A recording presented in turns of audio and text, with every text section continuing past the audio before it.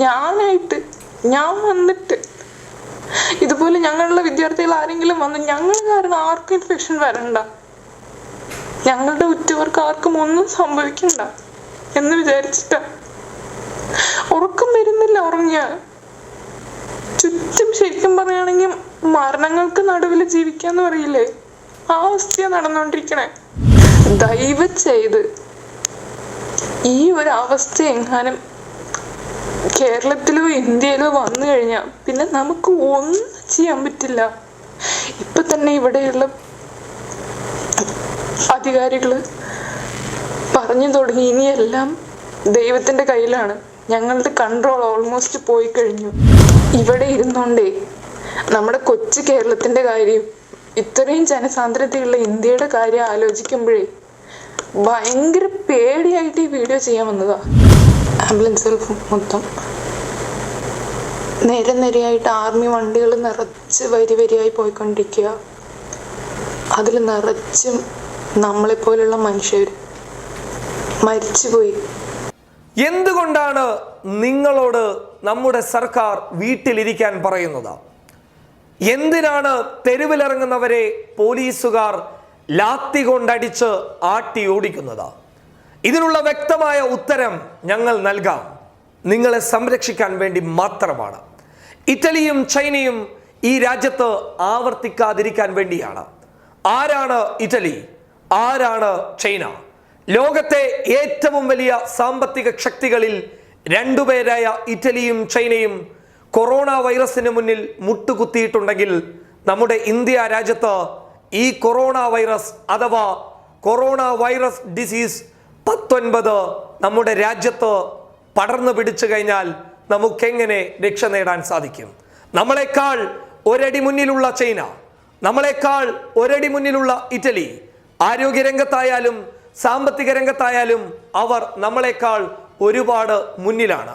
പക്ഷേ അവർക്ക് ഈ കൊറോണ വൈറസിനെ പിടിച്ചുകെട്ടാൻ സാധിച്ചില്ല എന്നുണ്ടെങ്കിൽ നമുക്ക് അത് സാധിക്കുമോ?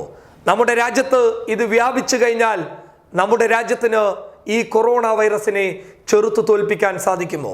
മുംബൈയെ പോലെ, കൊൽക്കത്തയെ പോലെ, അല്ലെങ്കിൽ ഗുജറാത്തിലെയും ഉത്തർപ്രദേശിലെയും പല തെരുവുകളിലെ കാഴ്ചകൾ കണ്ടാൽ തന്നെ നമ്മൾ ഒറ്റ സ്വരത്തിൽ പറയും, ഇറ്റലിയെപ്പോലെ ചൈനയെപ്പോലെ കൊറോണ വൈറസ് ഇന്ത്യയിൽ വ്യാപിച്ചു കഴിഞ്ഞാൽ നമുക്ക് തടയാൻ സാധിക്കില്ല എന്ന്.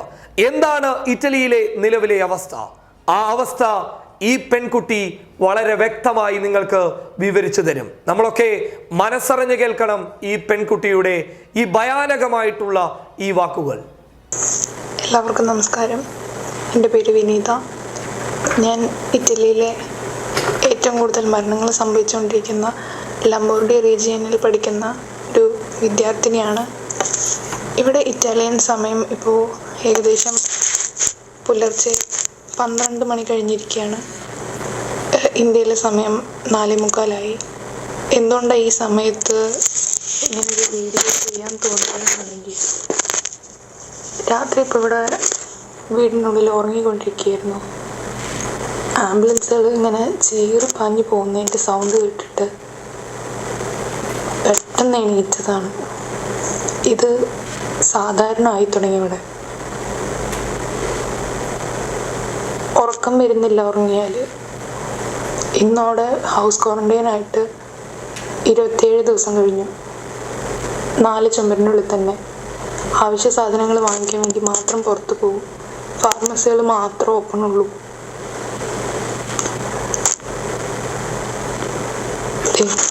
ഇപ്പോഴും പോകുന്നുണ്ട് ആംബുലൻസുകൾ മൊത്തം.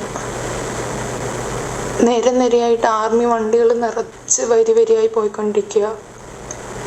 അതിൽ നിറച്ചും നമ്മളെപ്പോലുള്ള മനുഷ്യർ മരിച്ചുപോയി. ഒന്നും പറയാനില്ല. ഇങ്ങനെ ഡെയിലി കാണുമ്പോഴേ മനസ്സ് മരവിച്ച അവസ്ഥയാണ്. പേടിയാവുക, ഇനി എന്ത് സംഭവിക്കും. 65,000-ൽ കൂടുതൽ ആൾക്കാർ മരിച്ചു കഴിഞ്ഞു. അതിൽ 6,500-ഓളം പേരിപ്പോൾ മരിച്ചു കഴിഞ്ഞു.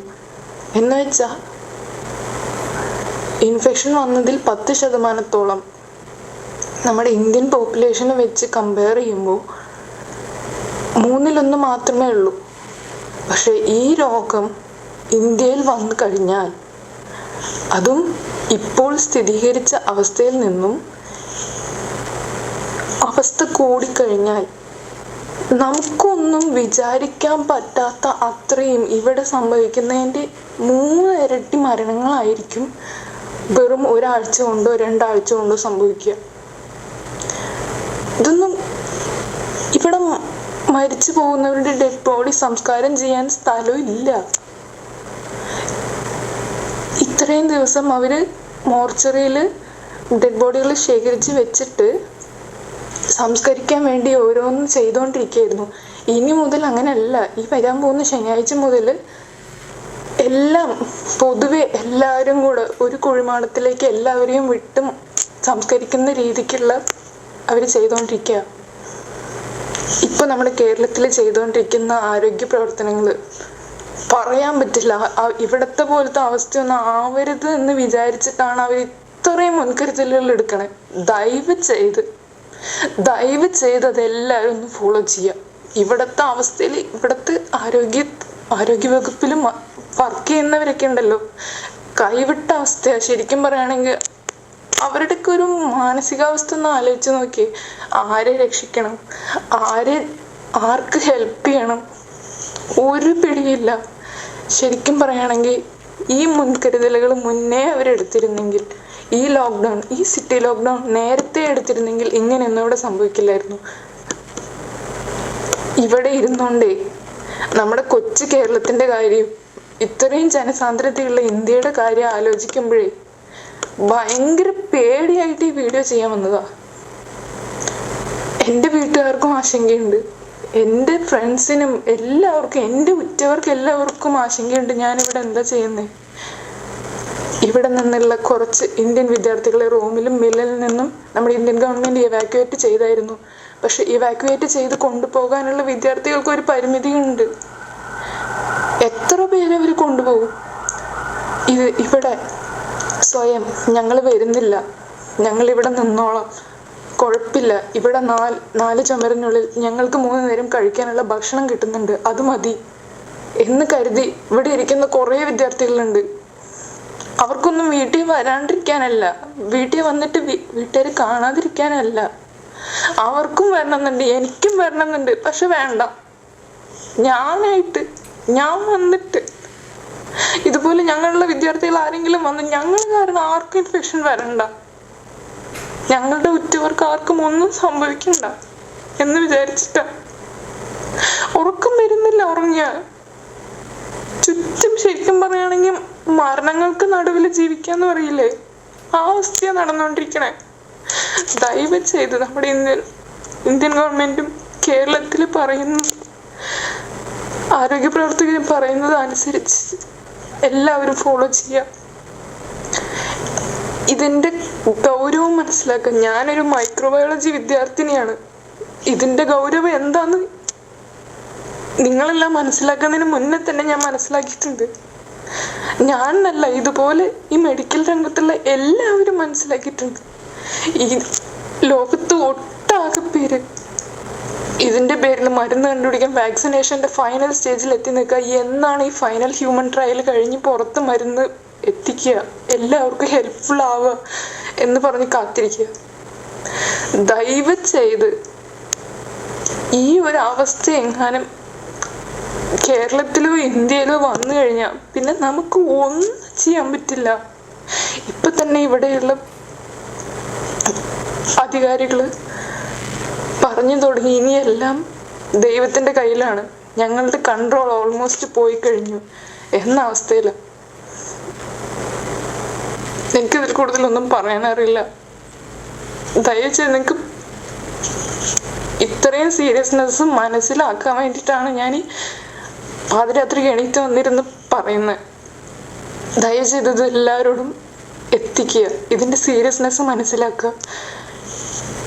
ഈ സ്റ്റേജ് എത്താതിരിക്കാൻ വേണ്ടി നമ്മുടെ ആരോഗ്യ പ്രവർത്തകർ കേരളത്തിലും മാത്രമല്ല ലോകത്ത് എല്ലാവിടെയും എത്രമാത്രം കഠിന പ്രയത്നം ചെയ്യേണ്ടെന്നറിയോ?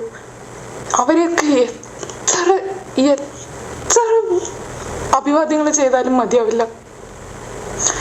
പ്ലീസ് ഇത് എല്ലാവരോടും ദയവ് ചെയ്തൊന്ന് ഷെയർ ചെയ്യുക പ്ലീസ്. ഇതെൻ്റെ റിക്വസ്റ്റ് ആണ്, സീരിയസ് ആയിട്ട് എടുക്കുക. ഇനിയെങ്കിൽ ഈ അവസ്ഥ, ഇറ്റലിയിലെ അവസ്ഥ നമ്മുടെ കേരളത്തിനൊന്നും താങ്ങാനുള്ള ശേഷിയില്ല.